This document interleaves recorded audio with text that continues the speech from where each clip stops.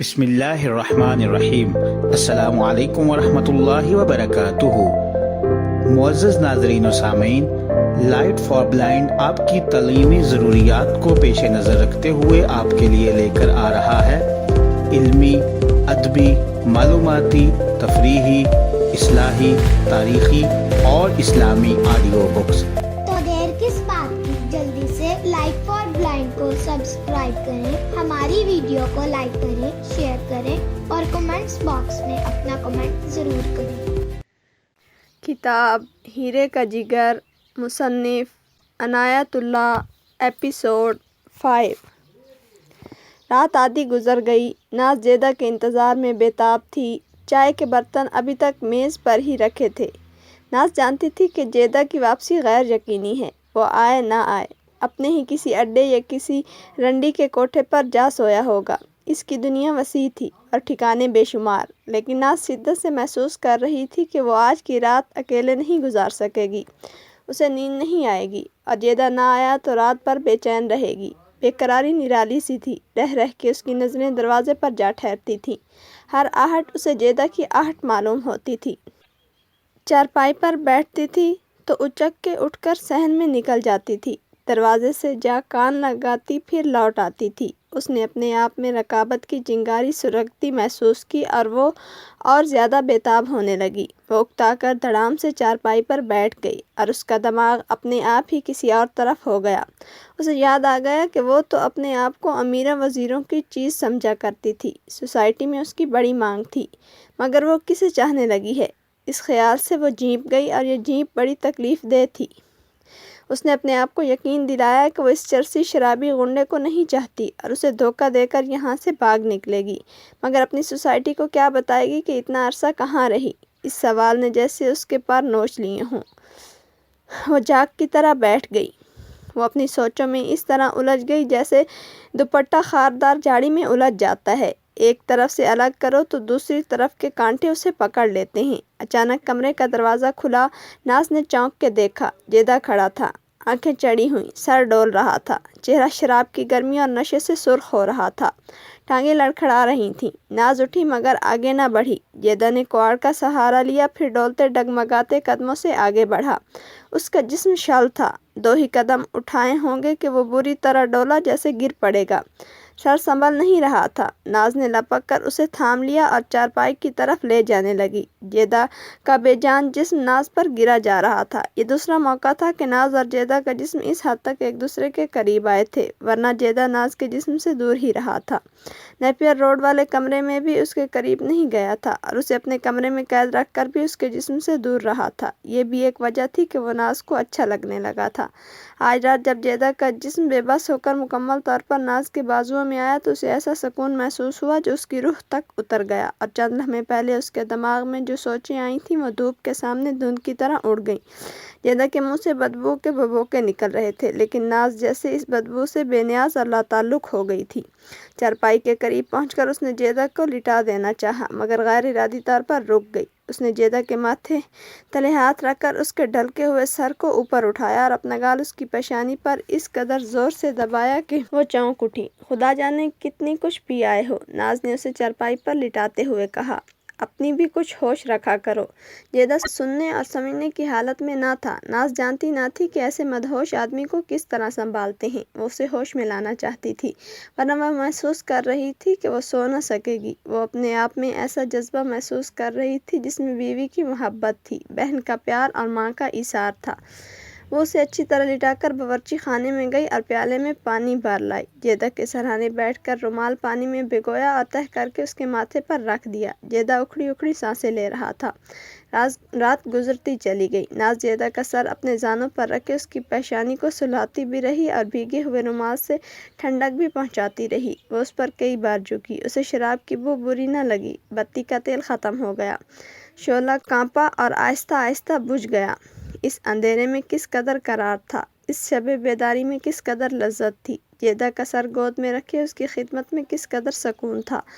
ناز ایسے سرور سے مدہوش ہونے لگی جس کا ذائقہ اس نے پہلے کبھی نہ چکھا تھا۔ صبح کی سپیدی کمرے میں داخل ہوئی تو ناز نے جیدہ کا سر نہایت آرام سے اپنی گود سے ہٹا کر سرہانے پر رکھ دیا اور باورچی خانے میں چلی گئی۔ تھوڑی دیر بعد لڑکا کمرے میں داخل ہوا۔ اس نے چھوٹی میز چارپائی کے قریب رکھی اور کرسی بھی اس کے ساتھ رکھ کر چلا گیا۔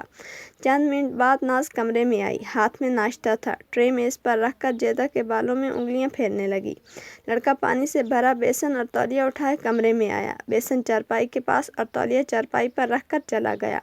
جیدہ نے آنکھ کھولی۔ شمی، جیدہ نے آہستہ سے کہا۔ سر کو ذرا سا گھما کر بلند آواز سے بلایا، شمی۔ ناز سامنے آ گئی۔ اوہ ناز! وہ حیران سا ہو کر اٹھ بیٹھا، بستر کو دیکھا، کمرے کو دیکھا، پھر ناز کو دیکھا۔ لو منہ ہاتھ دھو لو، ناز نے بیسن آگے سرکاتے ہوئے کہا۔ جیدہ حیرت زدگی کے عالم میں ناز کو دیکھ رہا تھا۔ ناز اس کی کیفیت سمجھ رہی تھی۔ اس نے بیسن اس کے پاؤں میں رکھ کر اس کے سر کو جھکا دیا۔ اتنے بڑے ہو گئے، ابھی منہ ہاتھ دھونے کی تمیز نہیں آئی۔ ناز نے اس کا سر اور جھکاتے ہوئے بیسن سے چلو بھر بھر کے اس کے منہ پر چھینٹے مارے اور بچے کی طرح اس کا منہ دھو ڈالا۔ پھر اس کا چہرہ اوپر کر کے تولیے سے صاف کیا اور تولیہ اس کے کندھے پر ڈال دیا۔ ناز نے یہ سب کچھ اس قدر چستی اور جلدی سے کیا کہ جیدہ کو مزاحمت کرنے یا کچھ کہنے یا سوچنے کی فرصت ہی نہ ملی۔ ناز کی اس بے تکلفی اور بے ساختگی میں ایسا اثر تھا کہ جیدہ دم بخود سا ہو گیا۔ شمی، گلی، بالی اور گلنار نے اسے ہر طرح کی جسمانی لذت اور مسرت دی تھی، لیکن آج ناز کے والہانہ انداز میں اس نے جو راحت اور سرخوشی محسوس کی وہ اس کے لیے انوکھی تھی۔ اس کی حالت اس انسان کی سی ہونے لگی جس نے پہلی بار شراب پی ہو۔ دل پر لغزش کا بوجھ، دماغ میں خمار۔ لو ناشتہ کر لو، ناز نے کہا۔ یہ برتن کہاں سے آئے ہیں؟ جیدہ نے تعجب سے پوچھا۔ تم نے کل اتنے سارے پیسے جو دیے تھے، ناز نے کہا۔ میں نے یہ برتن اور دو چار اور چیزیں منگوا لی ہیں۔ میں رات یہیں سویا تھا۔ ہاں، اور تم؟ فرش پر۔ مجھے یہاں کون لے آیا تھا؟ میں تو شمی کے پاس تھا۔ تم خود ہی آئے تھے۔ تم فرش پر کیوں سوئی تھیں؟ جیدہ نے ایسے لہجے میں کہا جیسے ناز کا فرش پر سونا اسے ناگوار گزرا ہو۔ اس کے لہجے میں انس کی جھلک بھی تھی۔ بولا، مجھے اس کمرے میں کیوں نہ پھینک دیا؟ پتھر تو نہیں ہو تم کہ پھینک دیتی، ناز نے پیار سے کہا۔ تو اور کیا ہوں میں؟ وہ ناز کی طرف دیکھ کر ایک لمحہ چپ رہا، پھر قدرے دکھے ہوئے لہجے میں بولا، ناز میں پتھر ہی ہوں، لیکن تم انمول پتھر ہو، ناز نے شگفتہ مزاجی سے کہا اور اسے اپنی انگوٹھی کا نگینہ دکھا کر بولی، یہ بھی تو پتھر ہی ہے ناز۔ جیدہ نے آہ لے کر کہا، مجھ پر ایک کرم کرو، میری ایک بات مان لو۔ کیا؟ مجھے میری ہی زندگی جینے دو، جیدہ نے کہا۔ میں آشیانے اجاڑتا ہوں، بناتا نہیں ہوں، یہ بھی کوئی جینا ہے؟ دیکھ لو جی رہا ہوں۔ تم 100 آشیانے اجاڑو جیدہ، 100 آشیانے جلا دو، صرف ایک آشیاں مجھے آباد کر لینے دو اور اسے آباد ہی رہنے دو۔ چائے پیو، ٹھنڈی ہو رہی ہے۔ جیدہ نے چائے کی پیالی اٹھائی، ایک گھونٹ پیا اور ٹوسٹ اٹھا کر کہا، میں کسی کے خون سے اپنے ہاتھوں میں مہندی نہیں لگاؤں گا۔ میں رستے بستے گھرانوں کو لوٹتا ہوں، پھر خود لوٹ جاتا ہوں، ہزاروں روپے دوستوں اور رنڈیوں کو دے آتا ہوں، شراب پی لیتا ہوں، چرس پی لیتا ہوں۔ جو جی میں آئے کرو جیدہ، ناز نے چپ ہو کر نظریں جھکا لیں۔ 2-4 ثانیے بعد نظریں اٹھا کر ملتجی لہجے میں بولی، مجھے یہ گھر بسا لینے دو، پھر تم کبھی جب تمہیں کبھی فرصت ملے رات کی طرح نشے میں لڑکھڑاتے یہاں آ گرا کرو، میں تمہیں تھام کر گود میں سلا لیا کروں گی، تم نقب لگا کے آؤ، خون کر کے آؤ، لیکن یہاں آ جایا کرو، میں تمہاری راہ میں نہیں آؤں گی، تمہاری راہ دیکھا کروں گی۔ مجھے ایک عارضی سی منزل سمجھ لو جیدہ، دم بھر کو ستائے اور آگے چل دیے۔ میں تمہاری ان باتوں کو سمجھتے ہوئے بھی ان کا مطلب نہیں سمجھتا، کیونکہ تم سمجھنا نہیں چاہتے، ناز نے کہا۔ تم اپنا روپ بدلنا نہیں چاہتے؟ اوہ، جیدہ نے طنزیہ لہجے میں کہا، تم میرا روپ بدلنا چاہتی ہو؟ کل مجھے لیکچر دو گی کہ جیب تراشی اور چوری چکاری گناہ ہے؟ نہیں، ناز نے جذباتی سے لہجے میں کہا، میں تمہارا روپ نہیں بدلوں گی، لیکچر نہیں دوں گی، میں بھی گناہ گار ہوں، تم بھی گناہ گار ہو، گناہ کو گناہ سے پیار ہوتا ہے۔ انسان ایک گناہ کر کے دوسرا گناہ یہ کرتا ہے کہ جھوٹ بولتا ہے کہ اس نے گناہ نہیں کیا۔ گناہ کو گناہ چھپا سکتا ہے، جس طرح تم نے مجھے چھپا رکھا ہے، اور میں تمہیں اپنے سینے میں چھپا لینا چاہتی ہوں۔ پیالیوں میں سے بھاپ اٹھ رہی تھی، کراچی کا شور ابھرتے سورج کے ساتھ ابھرتا آ رہا تھا۔ جیدہ اور ناز ایک دوسرے کے سامنے بیٹھے اپنا اپنا دل کھول کر ایک دوسرے کو دکھا رہے تھے۔ ناز کی آنکھوں میں شب بیداری کی تکان خمار بن کر اس کے حسن کو سحر انگیز بنا رہی تھی۔ بکھرے بکھرے بے ترتیب بال اسے نیا روپ دے رہے تھے۔ جیدہ پہلی بار محسوس کرنے لگا تھا کہ ایک زنجیر اس کے گرد لپٹی جا رہی ہے اور وہ آزاد ہونے کو ہاتھ پاؤں مار رہا ہے۔ ایک منزل، جیدہ نے زیر لب کہا، پھر ایک لمبی آہ لے کے بولا، میری راہیں منزل کے فریب سے ہمیشہ آزاد رہی ہیں ناز۔ میں رات تم سے بھاگ گیا تھا صرف اس لیے کہ مجھے تمہاری ذات میں، تمہاری مسکراہٹ میں، تمہاری ہر بات میں اور چائے کی پیالی میں منزل کی بو آئی تھی، ایک کھوئی ہوئی، چھینی ہوئی منزل کی بو۔ مجھ سے بہت کچھ چھین لیا گیا تھا ناز، اس وقت میں ذرا جتنا بچہ تھا، تم تو اب بھی بچے ہی ہو۔ ناز نے مسکرا کر اس کی مزاجی تلخی کو ذرا کم کرنے کی کوشش کی، بولی، چائے پیو، ٹھنڈی ہو رہی ہے۔ جیدہ نے پیالی کو دیکھا، چند لمحے دیکھتا رہا، پھر غٹا غٹ پوری پیالی پی لی اور پیالی پرچ میں رکھنے کی بجائے ناز کی طرف بڑھا دی۔ ناز نے پیالی پھر بھر دی۔ کیا سوچ رہے ہو؟ ناز نے کہا، اتنی جلدی اداس نہ ہو جایا کرو، تم جیسے آدمی کو تو ہنستے کھیلتے رہنا چاہیے۔ جیدہ نے یہ پیالی بھی پی ڈالی۔ کچھ پیسے ہیں؟ ناز نے پوچھا۔ شام کو مل جائیں گے، جیدہ نے کہا اور دوسرے کمرے میں چلا گیا۔ جیدہ کمرے میں داخل ہوا تو منا اور ٹیپو جاگ اٹھے تھے۔ اسے دیکھ کر تھکی تھکی سی انگڑائیاں لیں اور اٹھ بیٹھے۔ منّے نے سرہانے کے نیچے سے چرس کی گولی نکالی، پھر سگریٹ میں سے تمباکو کو نکالنے لگا۔ ابن کے بال بچوں کو کسی اور جگہ منتقل کر دو، جیدہ نے ان کے پاس بیٹھتے ہوئے کہا۔ کس جگہ؟ منّے نے پوچھا۔ تم دیکھ لو نا کون سی جگہ مناسب ہے، جیدہ نے کہا۔ پولیس کو پتہ نہ چلے، کوئی جھگی خالی کروا لیں، ٹیپو نے پوچھا۔ دیکھو، جیدہ نے ذرا سوچ کر جواب دیا۔ 3 نمبر اڈہ کیسا رہے گا؟ دوسرے دونوں اڈوں کا پولیس کو علم ہے، تیسرا خالی کرا لو۔ ہاں، منّے نے چرس پر سگریٹ کا کش لگا کر کہا۔ وہ جگہ بھی اچھی ہے، اور استاد، وہاں جواری تو کوئی آتا نہیں، سب دوسرے اڈوں پر جاتے ہیں، ہزاریے کی ٹیکسیاں لے لینا۔ جیدہ نے منّے کے ہاتھ سے سگریٹ لیتے ہوئے کہا۔ لیکن رات بہت دیر بعد، اور یہ کہنے کی ضرورت تو نہیں کہ ابن کی بیٹی یا بیوی کو ہمیں بادل سمجھ لیا ہے استاد، ٹیپو نے سنجیدگی سے کہا۔ دوسری بات، جیدہ نے چرس کا دھواں اگل کر سگریٹ ٹیپو کی طرف بڑھایا اور بولا، اپنے پاس پڑھا لکھا اور دیانتدار لونڈا کون سا ہے؟ سالے سبھی پڑھے لکھے ہیں، ٹیپو نے جواب دیا۔ دیانتدار تو وہ ہے، منا بولا۔ کیا نام ہے اس کا؟ ارے وہی جس نے اس روز 800 کا ہاتھ مارا تھا۔ کون؟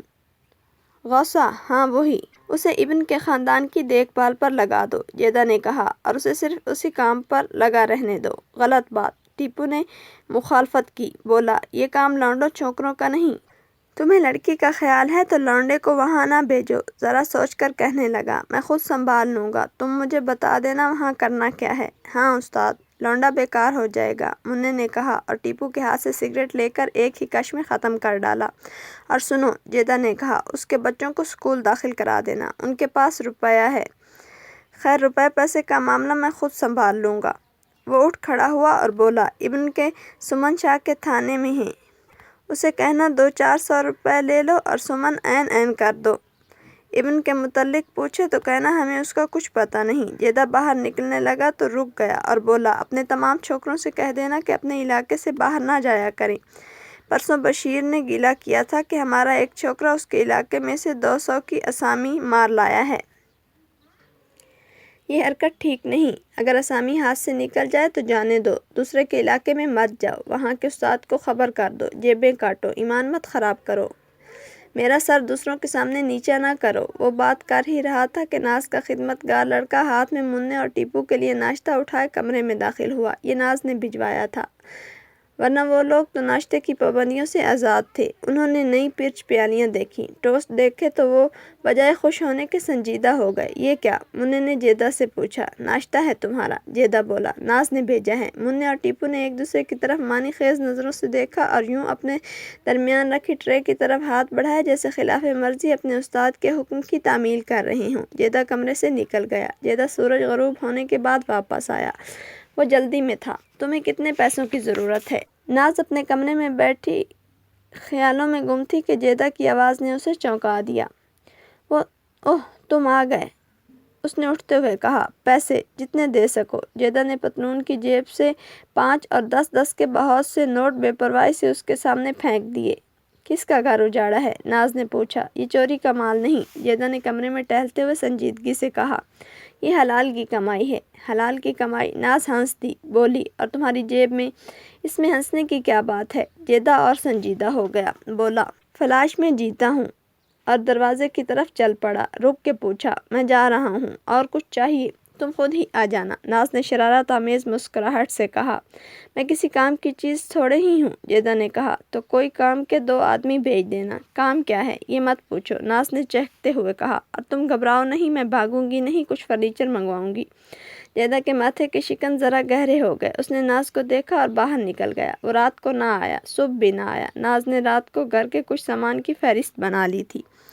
صبح جیدہ کے بھیجے ہوئے 2 آدمی آ گئے۔ ناز نے انہیں فہرست دے کر چند ایک ہدایات دیں اور رقم ان کے حوالے کر دی۔ پھر اپنے خدمتگار لڑکے کو ساتھ لے کر بغلی کمرے کو کھولا جو اس سے پہلے کبھی نہیں کھولا گیا تھا۔ وہاں چند ایک ٹوٹی پھوٹی چارپائیاں رکھی تھیں اور تمام کمرہ جالوں سے ڈھکا ہوا تھا۔ ناز نے لڑکے کو ساتھ لگا کر دونوں کمروں کی خوب صفائی کی، چھت اور دیواریں تک جھاڑ ڈالیں۔ رات کا پہلا پہر گزر رہا تھا جب جیدہ واپس آیا۔ منا اور ٹیپو بھی اس کے ساتھ تھے۔ وہ اپنے کمرے میں چلے گئے۔ وہ بھی تمام دن غائب رہے تھے۔ جیدہ اپنے کمرے میں داخل ہوا تو ٹھٹک کے رہ گیا، پھٹی پھٹی نظروں سے کمرے کو دیکھنے لگا۔ ناز کھڑی مسکرا رہی تھی۔ اس کا حال حلیہ ملبے سے نکالی ہوئی لاش سے ملتا جلتا تھا۔ وہ ابھی ابھی کمروں کی جھاڑ پونچھ اور سجاوٹ سے فارغ ہوئی تھی۔ جیدہ اپنے کمرے کو یوں دیکھ رہا تھا جیسے غلطی سے کسی اور گھر میں آن گھسا ہو۔ اس کے کمرے میں سفیدی نہیں ہوئی تھی، کواڑوں پر رنگ نہیں ہوا۔ ناز نے وہاں صوفے نہیں رکھے تھے، قالین نہیں بچھائے تھے، ریشمی پردے نہیں لٹکائے تھے۔ کمرے میں عطر کی خوشبو نہیں تھی۔ وہاں صرف یہ انقلاب آیا تھا کہ جالے صاف ہو گئے تھے اور دیواریں جھاڑ دی گئی تھیں، کواڑ دھل گئے تھے۔ اس صفائی کے علاوہ کمرے میں یہ تبدیلی آئی تھی کہ جیدہ کی صدیوں پرانی میز اور پرانی کرسی وہاں نہیں تھی۔ جیدہ جب اس کرسی پر بیٹھ کر کونیاں میز پر رکھا کرتا تو میز اور کرسی دائیں بائیں ہلتے رہتے تھے۔ ان دونوں کی جگہ اب وہاں نئی میز اور نئی کرسی رکھی تھی۔ دیوار کے ساتھ لکڑی کی چھوٹی سی الماری رکھی تھی۔ کمرے کے درمیان معمولی سی مگر نئی تپائی پڑی تھی۔ دوسری دیوار کے ساتھ نیا پلنگ پڑا تھا اور اس پر نیا پلنگ پوش تھا۔ تو نے میرا کمرہ اجاڑ کے ہی دم لیا، جیدہ نے اداس سی سنجیدگی سے کہا۔ ناز نے آگے بڑھ کر جیدہ کو کلائی سے پکڑا اور دوسرے کمرے میں لے گئی۔ وہاں 2 نئے پلنگ رکھے تھے۔ ان کے درمیان ایک تپائی تھی اور تپائی پر مصنوعی پھولوں کا گلدستہ تھا۔ دیواروں کے ساتھ تصویریں لٹک رہی تھیں۔ جیدہ نے ان پر اس طرح نگاہ ڈالی جیسے دیکھ کر بھی نہ دیکھی ہوں۔ ناز اسے پہلے کمرے میں لے آئی۔ اب تم اس کرسی پر بیٹھو، ناز نے کہا، میں کھانا لاتی ہوں۔ جیدہ کھویا کھویا سا کرسی پر بیٹھ گیا۔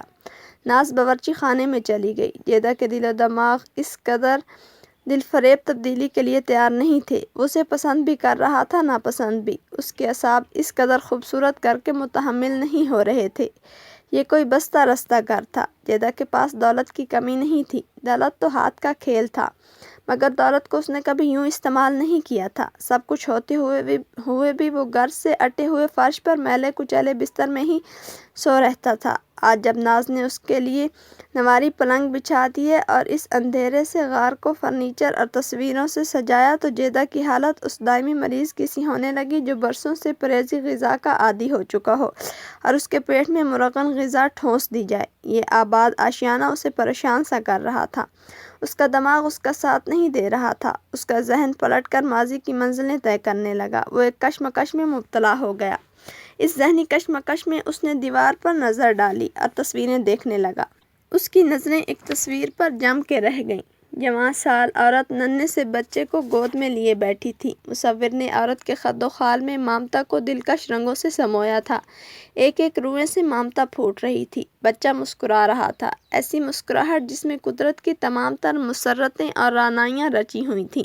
عورت کی مسکراتی آنکھیں بچے کو دیکھ رہی تھیں۔ ناز نے یہ تصویر خاص طور پر منگوائی تھی۔ اسے یاد تھا کہ وہ کئی بار اپنے بھائی کے ساتھ کراچی آئی تھی تو صدر کے علاقے میں اس نے 2-3 دکانوں میں یہ تصویر دیکھی تھی۔ آج اس نے چھوکرے کو سمجھا بجھا کر بازار بھیجا تھا اور وہ یہ تصویر ڈھونڈ لایا تھا۔ جیدہ نے اس تصویر سے نظریں ہٹانے کی کوشش کی مگر ہٹا نہ سکا۔ اس کے دماغ میں جیسے سوئیاں سی چبھنے لگی اور دیکھتے ہی دیکھتے اس کے ذہن میں بگولے اٹھنے لگے۔ نفرت، حقارت، غصہ، انتقام، تلخ کلامی، تشنگی اور جانے کیسے کیسے تباہ کن زہر آلود جذبات جیدہ کو جھنجھوڑنے لگے۔ یہ سارا طوفان ایسی تیزی سے اٹھا کہ جیدہ سنبھل ہی نہ سکا۔ اس کی نگاہوں نے اب تصویر سے ہٹنے کی جدوجہد نہ کی۔ جیدہ تصویر کو دیکھتا رہا، پھر اس پر وحشت طاری ہونے لگی۔ وہ ماضی کی کسی ایسی منزل پر پہنچ گیا جو اس سے چھین لی گئی تھی، جہاں سے اسے نکال دیا گیا تھا، اور اب یہ منزل جل رہی تھی۔ جیدہ جل اٹھا۔ وہ تصویر پر نظریں گاڑے ہوئے تھا جیسے تصویر نے اسے ہپنوٹائز کر لیا ہو۔ چہرے پر وحشت اور بربریت کے تاثرات ابھر آئے تھے اور اس کا ایک ہاتھ ناف کی طرف جا رہا تھا۔ دوسرے ہی لمحے پستول سامنے آ گیا۔ جیدہ نے پستول تصویر کی طرف کیا اور دائیں دائیں کے 2 دھماکوں نے کمرے کو ہلا کے رکھ دیا۔ ایک گولی ماں کے سینے میں لگی، دوسرے بچے کی پیشانی کو چیر گئی۔ تصویر کا شیشہ چکنا چور ہو گیا، مگر جیدہ کا ماضی اس کے سامنے دیوار کے ساتھ لٹکتا رہا۔ اگر جیدہ کچھ دیر اور تنہا رہتا تو جانے کیا کر گزرتا، لیکن اسے اتنی مہلت نہ ملی۔ منا، ٹیپو، 2 لڑکے اور ناز گولیوں کی آواز سنتے ہی گولیوں کی طرح کمرے میں آ پہنچے۔ یہ گھر تو جرم و گناہ کا زمین دوز اڈا تھا، جہاں کے مکینوں کو معلوم تھا جانے کس وقت کیا ہو جائے۔ وہ ہر لمحہ چوکس اور تیار رہتے تھے۔ جیدہ کے ساتھ ساتھی مرنے مارنے کے لیے دوڑے آئے تھے، لیکن دیکھا جیدہ کرسی پر بیٹھا تصویر پر نظریں گاڑے ہوئے تھا۔ پستول ہاتھ میں تھا اور چہرہ لال سرخ، پیشانی پر پسینے کے قطرے اور دانت انتہائی غصے کی حالت میں پس رہے تھے۔ کیا ہوا جیدے؟ ناز نے اس کے کندھے پر ہاتھ رکھ کر پوچھا۔ گولی کیسے چلی؟ وہ چپ چاپ تصویر کو دیکھتا رہا۔ ٹیپو نے اسے دیکھا، پھر تصویر کو دیکھا۔ وہ بات سمجھ گیا۔ منا اور ٹیپو اس کے ہمراز تھے، بہت پرانا ساتھ تھا ان کا۔ اس کے مزاج کے زیر بم کو سمجھتے تھے۔ جیدے، ناز نے اسے کندھوں سے پکڑ کر جھنجھوڑا۔ جیدے، جیدہ چونکا۔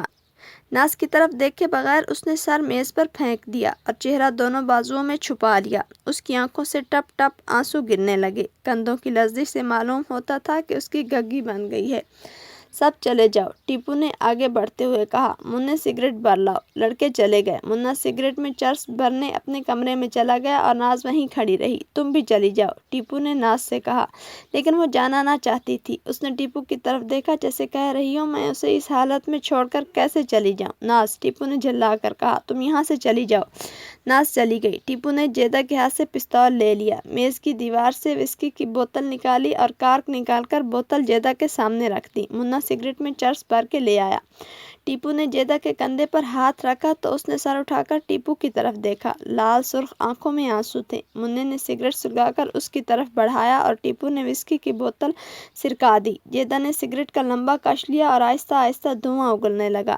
ٹیپو نے ماں اور بچے کی تصویر پر نگاہ ڈالی، جو اب کیل کے ساتھ ذرا ٹیڑھی ہو کے لٹک رہی تھی۔ پھر اس نے قہر آلود نگاہوں سے کمرے کا جائزہ لیا اور منا کو ساتھ لے کر اپنے کمرے میں چلا گیا۔ کچھ دیر بعد ناز ٹیپو کے کمرے میں کھڑی تھی۔ منا دیوار کے ساتھ پیٹھ لگائے بیٹھا تھا۔ ٹیپو کمرے میں ٹہل رہا تھا۔ اس کے اترے ہوئے چہرے پر غصے کا تاثر تھا۔ آخر ہوا کیا تھا؟ ناز نے ان سے پوچھا۔ اس سے پہلے بھی پوچھا تھا، لیکن ٹیپو اور منا نے کوئی جواب نہ دیا تھا۔ تم پہلی عورت ہو جس پر استاد نے اتنا بڑا کرم کیا ہے، ٹیپو نے رک کر کہا۔ معلوم نہیں کیوں؟ میں نے تو کچھ اور پوچھا تھا ٹیپو، ناز نے گھر کی مالکن کے انداز میں تحکمانہ لہجے میں کہا۔ سن چھوکری، ٹیپو نے اسے تلخ اور سنجیدہ لہجے میں کہا، ہم لوگ سجے سجائے گھرانوں میں رہنے والے نہیں، ہم زمین کی تہوں میں جینے والے انسان ہیں۔ ہم بستے گھروں کو اجاڑتے ہیں، گھر بساتے نہیں۔ ہم راتوں کو جاگتے ہیں، دن کو سوتے ہیں۔ ہم سونے چاندی سے کھیلتے ہیں، لیکن سوتے اس مٹی میں ہیں۔ میں جیدہ کو اس ذلیل زندگی میں نہیں رہنے دوں گی، ناز نے ذرا تن کر کہا۔ تم خطرہ مول لے رہی ہو، ٹیپو بولا۔ کیسا خطرہ؟ ناز نے طنزیہ پوچھا۔ اپنی جان کا۔ مجھے اپنے مر جانے کا ڈر نہیں، تمہارے مر جانے کا کسی کو ڈر نہیں، نہ افسوس ہوگا، ٹیپو نے ناز کو گھورتے ہوئے کہا۔ ہمیں جیدہ کے مر جانے کا ڈر ہے، وہ جیتے جی مر جائے گا۔ وہ تصویریں وہاں سے ہٹا دو، منا نے کہا۔ یہ پلنگ اور کرسیاں وہاں سے اٹھا دو، ٹیپو نے غصے سے کہا۔ یہ ٹھاٹھ جیدہ کے لیے موت ہے، وہ خودکشی کر لے گا۔ آج وہ اس حالت کو پہنچ گیا تھا۔ تصویریں وہیں رہیں گی، ناز نے تلخی سے کہا۔ سب کچھ وہیں رہے گا، یہ جیدہ کے لیے ہے۔ بالکل نہ، پاگل نہ بنو لڑکی، پتھروں سے نہ ٹکراؤ۔ تم ہو کیا؟ ٹیپو نے طنز آلود مسکراہٹ سے کہا۔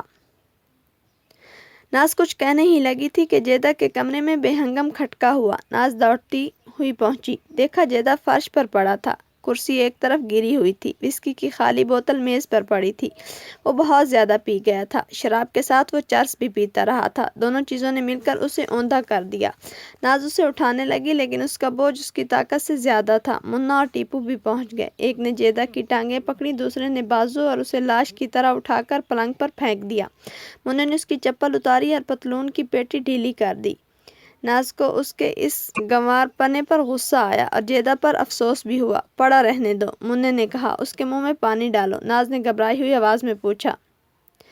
گھبراتی کیوں ہو؟ مرتا نہیں، منّے نے طنزیہ لہجے میں کہا۔ زیادہ پی گیا ہے، شراب اور چرس پر ہی تو یہ زندہ ہے، ٹیپو نے بیگانگی سے کہا۔ وہ دونوں اپنے کمرے میں چلے گئے، لیکن ناز اپنے آپ میں نہ تھی۔ اسے یوں لگا جیسے اس کا واحد سہارا اس سے چھن رہا ہے۔ اس اندھیرے غار میں جیدہ ہی اس کا سہارا تھا۔ منّے اور ٹیپو کے رویے میں جو غیریت تھی، ناز کو اس سے نفرت تھی۔ جیدہ ان دونوں کا استاد تھا، لیکن ناز یوں محسوس کرتی تھی جیسے یہ دونوں جیدہ کو خراب کر رہی ہوں۔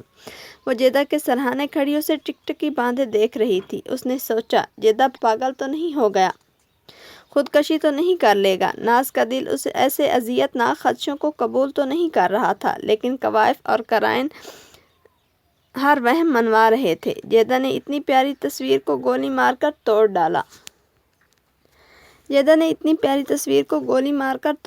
تھا۔ وہ رویا بھی تھا اور اب وہ بے ہوش بھی پڑا تھا اور اس کے ساتھیوں نے اسے مردار کی طرح اٹھا کر پلنگ پر پھینک دیا تھا۔ آخر یہ سب کیا ہے؟ ایسے کیوں ہوا تھا؟ ناز بول بھلیوں میں بھٹک رہی تھی۔ اس انوکھی دنیا میں وہ اجنبی تھی، کچھ بھی نہ جانتی تھی۔ وہ انسانی نفسیات سے بے بہرہ تھی۔ اسے معلوم نہیں تھا کہ جرائم پیشہ انسان نارمل نہیں ہوا کرتے، وہ نیم پاگل ہوتے ہیں۔ وہ تو اپنی نفسیات سے بھی واقف نہیں تھی۔ اسے بھائیوں نے اب نارمل بنایا تھا، اس لیے اسے اب نارمل آدمی ہی اچھا لگا تھا۔ یہ ذہن لاشعور کی کرشمہ سازیاں تھیں۔ وہ اس قدر جانتی تھی کہ جیدہ بے ہوش ہے، بے بس ہے، اور وہ خود اس سے کہیں زیادہ بے بس ہے۔ اس نے پہلی بار محسوس کیا جیسے جیدہ سے اسے بے پناہ محبت ہے، اور وہ دونوں جرائم پیشہ دنیا میں بھٹک کے چلے آئے ہیں، اور وہ دونوں یہاں قید ہیں، جیدہ بھی ناز بھی۔ بے ہوش جیدہ کو دیکھ کر ناز کو ایک ثانیہ کے لیے یوں محسوس ہوا جیسے جیدہ اسی کی کوکھ سے پیدا ہوا ہو۔ بجلی کی طرح یہ خیال سا چمکا اور بجھ گیا اور ناز کے آنسو نکل آئے۔ 2 مہینے گزر گئے۔ تصویر اسی حالت میں دیوار کے ساتھ لٹکتی رہی۔ جیدہ کا معمول وہی رہا، اکثر راتیں غائب رہتا اور کبھی کبھار ایک آدھ رات ناز کے کمرے میں گزارتا تھا۔ جب سے ناز نے کمروں کو سجا سنوار لیا تھا، وہ زیادہ ہی غیر حاضر رہنے لگا تھا۔ اگر کمرے میں آتا تو اس کا دماغ غیر حاضر معلوم ہوتا تھا۔ اس کا گروہ کراچی میں جرائم کی رفتار اور اعداد و شمار میں اضافے کرتا رہا۔ کراچی کی راتوں کے اندھیرے اور زیادہ خوفناک ہوتے گئے اور جیدہ ایک ہیبت بن کر چھایا رہا۔ ابن کا خاندان نئے گھر میں آباد ہو چکا تھا، بچے اسکول میں داخل کرا دیے گئے تھے اور اس کی بیوی روبہ صحت تھی۔ ان کے تو دن پھر آئے تھے۔ ڈکیتی کا کیس عدالت میں چل رہا تھا، لیکن پولیس ابھی تک اپنے گمشدہ وعدہ معاف گواہ ابن کو ڈھونڈ رہی تھی۔ اب تو ابن کا سارا کنبہ ہی غائب ہو چکا تھا۔ پولیس کے لیے پورے کنبے کی تلاش کوئی مشکل کام نہیں تھا۔ یہ کنبہ اس وقت وہاں سے نکلا تھا جب پولیس کا ایک مخبر وہاں موجود تھا۔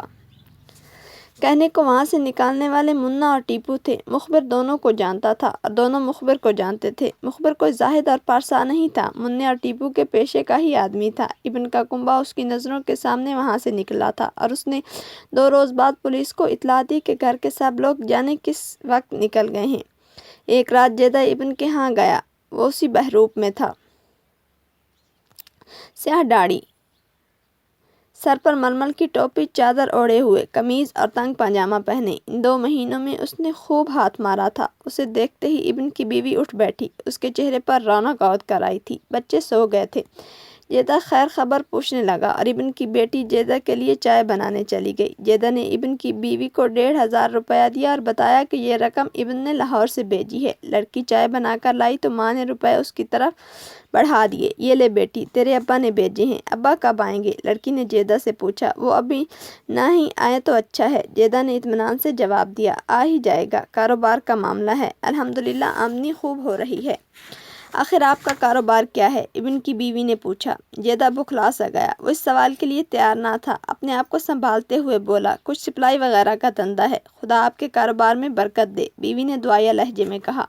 دیکھیے نا، پیسے گھر آ جانے سے میں اتنے بڑے روگ سے آزاد ہو گئی ہوں۔ بچے اسکول پڑھنے لگ گئے ہیں، اچھا پہنتے ہیں، سب دکھ دور ہو گئے ہیں، اور سب سے بڑی بات تو یہ ہے کہ پولیس کی جک جک سے چھٹکارا مل گیا ہے۔ وہ بولتے بولتے چپ ہو گئی، ذرا سے توقف کے بعد بولی، بھیا ایک اور ضروری بات ہے۔ وہ جھجک کے بولی، کہتے بھی شرم آتی ہے۔ اس کی بیٹی اٹھ کے دوسرے کمرے میں چلی گئی۔ کہو بہن، ضروری باتوں میں شرم نہیں کرنی چاہیے، زینت کی طبیعت ٹھیک نہیں۔ ابن کی بیوی نے کہا۔ کیا بات؟ وہی جس کا ڈر تھا، بیوی نے سر جھکا کر کہا۔ उस रोज़ वो मुआ 450 रुपये देने आया था ना। बात तो तुम जानते हो, फिर क्या हुआ था। और वो नज़रें झुकाकर चुप हो गई। ओह, जेदा ने चौंक कर कहा। मैं समझ गया, ज़रा सोच कर बोला। तुम फिक्र ना करो। फिक्र कैसे ना करूं, कुंवारी बेटी है। वो बोली। हम तो कहीं के ना रहे, दुनिया क्या कहेगी, दुनिया को पता ही क्यों चलने देंगे हम, और इसके बाप को मैं क्या मुंह दिखाऊंगी। इब्न की बीवी ने कहा। वो आएगा तो मेरी हड्डी पसली एक ना कर देगा, उसे मैं संभाल लूँगा। जेदा ने खुद एतमादी से कहा। मेरा मतलब था कि इब्न की बीवी ने रुक रुक कर कहा। कोई ऐसा बंदोबस्त हो जाता या कोई ऐसी दवाई। अभी तो तीसरा महीना शुरू हुआ है। जेदा के माथे के शिकन गहरे हो गए। यूं करो, ज़रा देर बाद बोला, बेटी को बाहर ना निकलने दिया करो, ना कोई देखे ना शक करे। कोई पूछ भी बैठे तो कह दो कि इसका खामन ढाक के चला गया है, ये कराची है। बहन, यहाँ पड़ोसी पड़ोसी को नहीं जानता।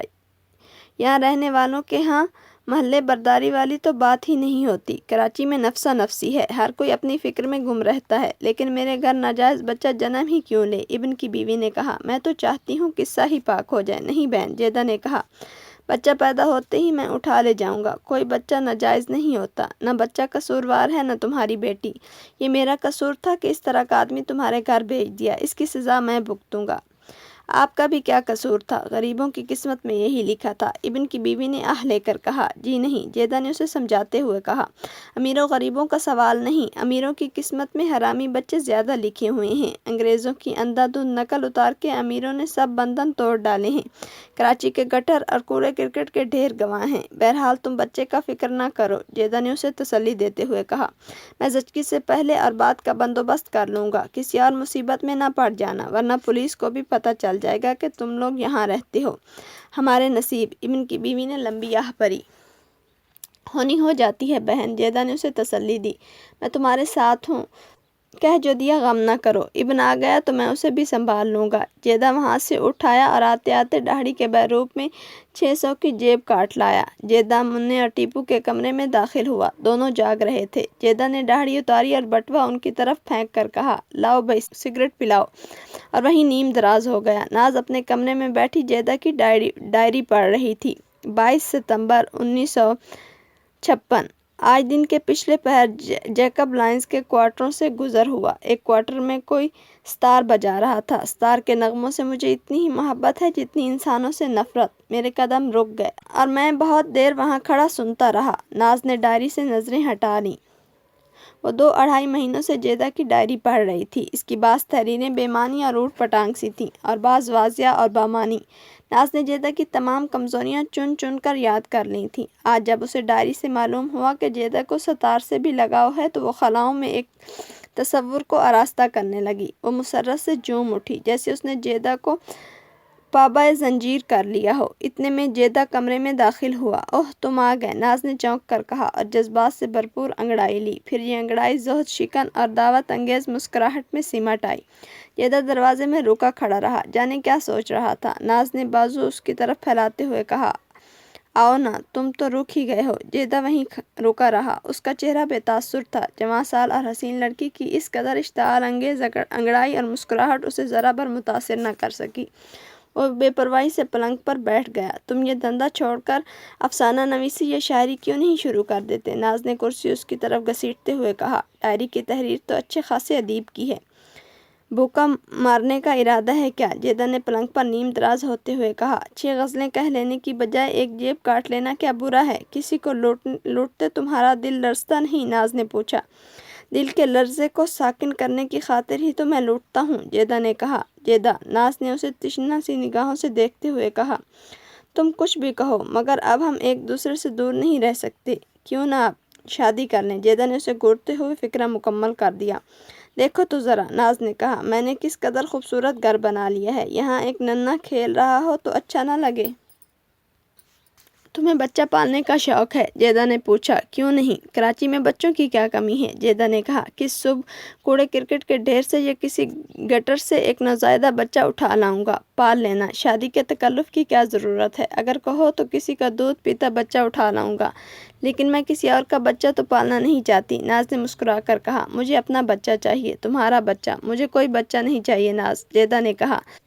میرے پاس بے شمار بچے ہیں جو جانے کس نے جنے ہیں اور کس نے پالے ہیں، یہی میری اولاد ہے اور مجھے انہی سے پیار ہے۔ کون ہیں وہ؟ ناز نے پوچھا۔ یہی جو ساری کراچی میں جیبیں کاٹتے پھرتے ہیں، جیدہ نے کہا اور اکتائی ہوئی سی انگڑائی لی۔ ناز نے جیدہ کا بدلتا ہوا مزاج دیکھ کر موضوع کو بدل دینا چاہا۔ اچھا نہ صحیح، ناز نے آہ سی لے کر کہا، میرا ایک شوق پورا کر دو۔ جیدہ نے اس کی طرف سوالیہ نگاہوں سے دیکھا تو ناز بولی، ستار سیکھنے کا بہت شوق ہے، ناچ گانا سکھا دو۔ ناز نے اسے معنی خیز نظروں سے دیکھتے ہوئے کہا، ناچ گانا۔ ناز نے روٹھنے کے انداز سے کہا، میرا مطلب وہ تھوڑے ہی ہے، اکیلے جی اکتا جاتا ہے، ستار سے ہی دل بہلا لیا کروں گی، بچپن سے ستار بجانے کا شوق ہے۔ شوق برا نہیں، جیدہ نے کہا، تو ستار اور ایک استاد کا بندوبست کر دو۔ ناز نے چہک کر کہا، ستار آ جائے گی، استاد کا یہاں آنا ممکن نہیں۔ جیدہ نے کہا، یہاں ہمارے سوا اور کوئی نہیں آ سکتا، تو میں استاد کے پاس چلی جایا کروں گی۔ ناز نے کہا، برقعے میں جایا کرو گی، اپنا کوئی آدمی ساتھ بھیج دیا کرو، تیری قسم۔ جیدہ بھاگوں گی نہیں۔ جیدہ زیر لب مسکرا دیا اور بولا، بھاگ کے جاؤ گی کہاں؟ اور ذرا سے وقفے کے بعد اس نے کہا، ستار اور استاد کا بندوبست ہو جائے گا۔ اگلے ہی روز جیدہ نے ناز کے لیے ستار اور استاد کا بندوبست کر دیا۔ وہ ہر شام استاد کے ہاں ستار سیکھنے جانے لگی۔ اب وہ زیادہ تر ستار میں ہی محو رہنے لگی۔ بعض اوقات وہ ریاض میں یوں کھو جاتی جیسے اس کے جینے کا مقصد ہی یہی ہو۔ ایسے میں وہ اکثر تصور میں کھو جاتی جیسے جیدہ اس کے سامنے بیٹھا جھوم رہا ہو اور اس نے جیدہ کا سارا زہر نکال کر اس میں اپنی محبت بھر دی ہو۔ اس تصور سے ناز پر بے خودی طاری ہو جاتی تھی، اس کی انگلیاں تاروں پر رقص کرنے لگتی تھیں۔ وقت ستار کے نغموں پر تیرتا جا رہا تھا۔ جیدہ اور اس کا گروہ کراچی میں جرائم کی رفتار میں خوفناک اضافے کر رہا تھا۔ ناز کی انگلیاں ستار پر اور جیدہ کی انگلیاں کراچی والوں کی جیبوں پر چلتی رہیں اور 7 مہینے گزر گئے۔ تو لائٹ فار بلائنڈ